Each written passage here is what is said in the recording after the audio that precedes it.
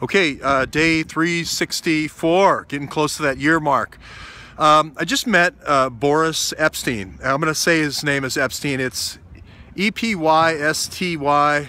But anyway, it's got a lot of Eastern European vowels in it, but I recognize his voice. I was sitting with him, and I just heard his voice, and I said, that's Boris. And if you don't remember Boris, he was the lawyer who was a commentator on CNN for a lot of the Trump campaign, and he was the guy who broke the story about the smashed hard drives and the smashed Blackberries. Boris was the guy.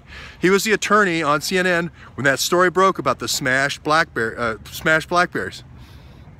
So I said to him, "Hey, I'm the guy working the spy ring in Congress, the Awan brothers." What? What? And they were talking about the Russia interference before I interrupted him and said, "Hey, Boris, I know that's you." He said, "Yeah, that's me, Boris." And I said, "You know, the smashed hard drives, like I remember you broke the story about the smashed Blackberries. These are the smashed hard drives. I found them, this Marine, and then these Blackberries, they found Blackberries there too." And it's like, okay, well, nice meeting you. Anyway, he works for Sinclair Media. Support Boris in any way you can. He's a great journalist now. He's their top political commentator. But they went right back to talking about the Russia thing. It's just one of those things where they have pile drive this narrative, to this PP dossier, into the ground. And I cannot believe anybody even here takes the PP dossier seriously. They're still talking about PP dossier.